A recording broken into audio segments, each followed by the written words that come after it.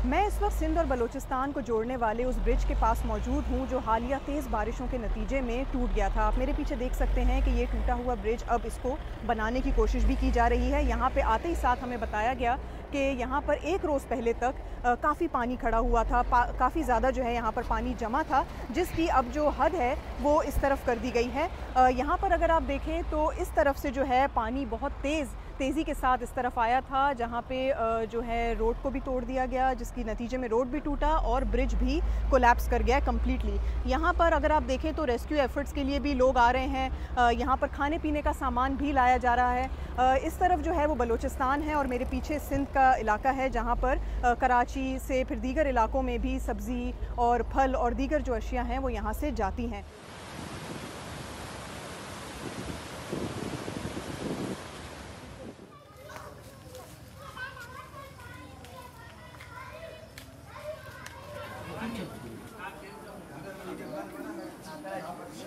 सैलाबी रेला सुबह सवेरे जूं ही हाथा नदी से हमारे घरों को टच करता हुआ जामोद कॉलोनी में दाखिल हुआ। बहुत ऊंचे दर्जे का सैलाब था जो जामोद कॉलोनी के अंदर दाखिल हो गया। तो इसमें बच्चे सोए हुए थे। बड़ी मुश्किल से बच्चों को उठाया, कोशिश किया, लेकिन पानी में बहुत गिरफ्त थी। पानी बहुत तेज़ था, छोटे बच्चे तो निकल नहीं सकते थे। तो उन लोगों को हम लोग बड़ी मुश्किल से कंधों पे उठाकर बाहर निकाला। बाहर निकालने के बाद हम लोग इधर रोड के ऊपर बैठे हुए थे। तो फिर ये स्कूल में हम लोग को पनाह मिली, इसमें हम लोग बैठे हुए हैं। टोटल हमारे जो जामोद कॉलोनी के बंदे हैं सारे इधर मुकीम हैं, लेकिन अभी तक हुकूमत की तरफ से ना कोई इमदाद मिली है, ना कोई पुरसौर हाल है। मैं जामोद कॉलोनी में रहता हूँ। वहाँ से हम आए हैं 3-4 दिन से। 2 दिन हमको बिरयानी दिया, तीसरे दिन बिरयानी कच्चा था, ना खाने की, बकरियाँ भी नहीं खाती थी। वो हमने उसको बोला बिरयानी वाले को, भाई तुम बिरयानी छोड़ो, हम लोगों को राशन दो, हम खुद पका के खाए। बोलता है हमारे पास राशन है ही नहीं। फिर उसको हमने जवाब दिया। फिर रात से सुबह से अभी तक हमने एक भी इधर नहीं देखा है, न डीसी आ रहा है, न तहसीलदार आ रहा है।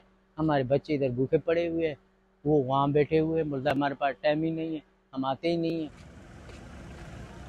यहाँ पर हमें रास्ते में बहुत लंबी कतारें भी मिली। लोग रास्ते में खड़े हुए थे, इस तरफ आना चाह रहे थे, कोई जो है जनाजे में जाना चाह रहा था, कोई अपने घर वालों से मिलना चाह रहा था। तो बहुत सारे ऐसे भी लोग थे जो सब परेशानी की हालत में मौजूद हैं। यहाँ पर भी आप देख सकते हैं कि अच्छी खासी यहाँ पर एक आबादी है जो निकली है ये देखने के लिए कि ये सड़कें कब खुलेंगी।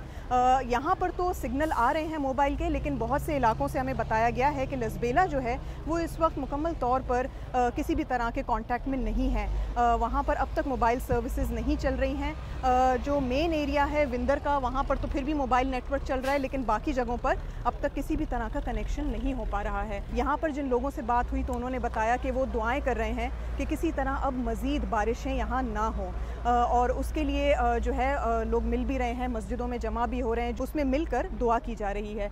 लेकिन साथ ही जो मेट ऑफिस है उनकी तरफ से अब ये फोरकास्ट किया गया है कि अगले आने वाले चंद दिनों में मज़ीद बारिशें मुतवक्के हैं, लेकिन उसके लिए जिस किस्म की तैयारियां होनी चाहिए वो इस वक्त यहाँ पर नज़र नहीं आती हैं।